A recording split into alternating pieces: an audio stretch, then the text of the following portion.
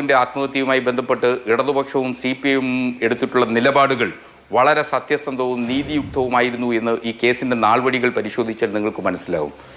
ദിവ്യയെ ഏതെങ്കിലും ഘട്ടത്തിൽ പാർട്ടി സംരക്ഷിച്ചിരുന്നു എങ്കിൽ അവർ ദീർഘകാലം ജയിലിൽ കിടക്കേണ്ട സാഹചര്യം സൃഷ്ടിക്കുമായിരുന്നില്ല. അവർ നൽകിയിട്ടുള്ള മുൻകൂർ ജാമ്യാപേക്ഷ, ആ മുൻകൂർ ജാമ്യാപേക്ഷ നഖശിഖാന്തം എതിർത്തിട്ടുള്ളത് CPM കുടുംബമായ ആ കുടുംബത്തിനല്ലേ മനസ്സിലാക്കേണ്ടത്. അവർക്ക് അത് ബോധ്യമില്ല. ഇവിടെ ദിവ്യയെ രക്ഷിക്കാനാണ് ശ്രമം നടക്കുന്നത്. പോലീസ് അന്വേഷണത്തിൽ വിശ്വാസമില്ല, അതുകൊണ്ട് CBI വരണം എന്നാണ് ഈ ഹർജി.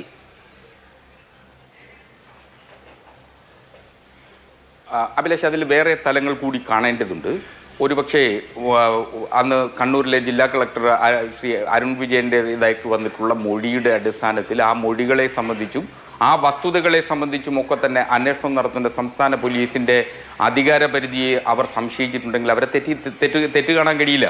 അവർ നടത്തുന്ന ഇടപെടലുകൾ, ഇപ്പോൾ നിയമമൂലം നടത്തുന്ന ഇടപെടലുകളിൽ സംസ്ഥാന സർക്കാർ, ഞാൻ കരുതുന്നത്, ഒരു കാരണവശാലും CBI എൻക്വയറിയെ എതിർത്തുകൊണ്ട് ഒരു സത്യവാങ്മൂലം നൽകാനുള്ള സാധ്യത നിലവിലുണ്ടാവില്ല എന്നു തന്നെയാണ്. കാരണം CPM എടുത്തിട്ടുള്ള നിലപാട് ആ കുടുംബത്തോടൊപ്പം നിൽക്കുക എന്നുള്ളതാണ്. നവീൻ ബാബുവിൻ്റെ ആത്മഹത്യയെ സംബന്ധിച്ച് ആ കുടുംബത്തോടൊപ്പം നിൽക്കുകയും അവരാഗ്രഹിക്കുന്ന നിയമപരമായിട്ടുള്ള എല്ലാ അന്വേഷണങ്ങളെയും സംരക്ഷിക്കുകയും അതിനൊപ്പം നിലനിൽക്കുകയും ഇടതുപക്ഷത്തിന്റെ ആശയം. അതുകൊണ്ടാണ് ഞാൻ ഹർജി വായിച്ചു കേൾപ്പിക്കാം. The accused still has strong backing of the ruling party.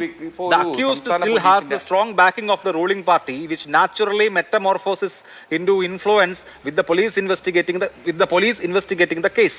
അതായത് ഈ PP ദിവ്യ എന്ന പ്രതിക്ക് CPIയിലുള്ള സ്വാധീനം, റൂളിംഗ് പാർട്ടിയിലുള്ള, ഭരണ പാർട്ടിയിലുള്ള സ്വാധീനം പോലീസ് ഇൻവെസ്റ്റിഗേഷനെ സ്വാധീനിക്കുന്ന വിധത്തിലേക്ക് മാറും. Thus only an impartial agency like the CBI, which cannot be influenced by any of the state elements, can carry on effective inquiry in this case എന്നാണ് ഈ ഹർജിയിൽ പറയുന്നത്. അതായത് സംസ്ഥാനത്തെ ഭരണകൂടത്തിന് ഒരു തരത്തിലും സ്വാധീനിക്കാൻ കഴിയാത്ത CBI പോലെയുള്ള ഒരു ഇംപാർഷ്യൽ ഏജൻസി ഈ കേസിൽ വരണം എന്നുള്ളതാണ് ഈ ഹർജിയിലെ വാദം. അടുത്ത വരി ഞാൻ വയ്ക്കാം. Since the accused has got allegiance to the main ruling political party in the state CPIM, there would be no free and fair investigation. CPIM എന്ന സംസ്ഥാനത്തെ റൂളിംഗ് പാർട്ടിയുമായി ബന്ധമുള്ള ആളാണ് PP ദിവ്യ എന്നുള്ളത് കൊണ്ട് തന്നെ there will be no free and fair investigation. അവിടെ ഒരു നിഷ്പക്ഷവും സുതാര്യവുമായ നീതിപൂർവകമായ അന്വേഷണം നടക്കില്ല. ഇതാണ് മഞ്ജുഷ എന്ന വ്യക്തി നൽകിയ ഹർജിയുടെ ക്രക്സ്. ഇതുകൊണ്ടാണ് ഞാൻ പറഞ്ഞത് CPM എന്ന പാർട്ടിയിലുള്ള അവിശ്വാസമാണ് ഈ ഹർജി വഴി രേഖപ്പെടുത്തുന്നത് എന്ന്.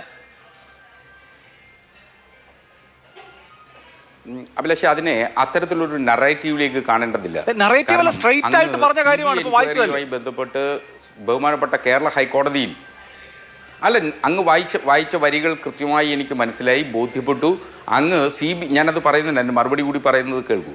CBI എൻക്വയറിയുമായി ബന്ധപ്പെട്ട് ബഹുമാനപ്പെട്ട ഹൈക്കോടതിയിൽ നൽകിയിട്ടുള്ള ഏതു ഹർജി പരിശോധിച്ചാലും അതൊരു സ്ഥിരം വാചകവും സ്ഥിരമായി തന്നെ കാണുന്നതാണ്. സംസ്ഥാന പോലീസിന് വിശ്വാസമില്ല എന്നുള്ളത് പറയുന്നതോടൊപ്പം തന്നെ സംസ്ഥാന ഭരണത്തിലിരിക്കുന്ന ഭരണ സംവിധാനത്തെ വിശ്വാസമില്ലാത്തത് കൊണ്ട് CBI പോലുള്ളൊരു സ്വതന്ത്ര ഏജൻസിയെ അല്ലെങ്കിൽ കേന്ദ്ര ഏജൻസിയെ ഏൽപ്പിക്കുക എന്നുള്ളത് ഏതൊരു ഹർജിക്കാരും ഉന്നയിക്കുന്ന ആരോപണങ്ങളും ആരോപണ മുഖങ്ങളും മാത്രമേ ഈ ഹർജിയിലുമുള്ളൂ.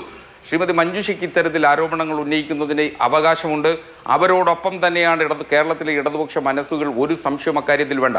ഏതെങ്കിലും തരത്തിൽ ദിവ്യയെ ഏതെങ്കിലും തരത്തിൽ പാർട്ടി സംരക്ഷിച്ചിരുന്നു എങ്കിൽ അവർക്ക് ഇത്ര ദീർഘകാലം ജയിലിൽ കിടക്കേണ്ട സാഹചര്യം സൃഷ്ടിക്കുമായിരുന്നു. മുൻകൂർ ജാമ്യാപേക്ഷ നഖശിഖാന്തം എതിർക്കുന്നതിനുള്ള സാഹചര്യം ഉണ്ടാക്കുമായിരുന്നു. അങ്ങനെ ഒരു സാഹചര്യം സൃഷ്ടിച്ചില്ലല്ലോ. വേണമെങ്കിൽ അവർക്ക് ബഹുമാനപ്പെട്ട ഹൈക്കോടതിയിൽ തന്നെ മുൻകൂർ ജാമ്യം പോകുന്നുള്ള സാഹചര്യം സൃഷ്ടിക്കുന്നതിന് ആവശ്യമായിട്ടുള്ള സാഹചര്യം ഒരുക്കി കൊടുക്കുന്നതിനും CPMന് സാധിക്കുമായിരുന്നല്ലോ. CPM ഒരു തരത്തിലും അവരെ സംരക്ഷിച്ചില്ല. CPM സംരക്ഷിച്ചിട്ടില്ല എന്നുള്ളതാണ് ഹസ്കർ പറഞ്ഞത്.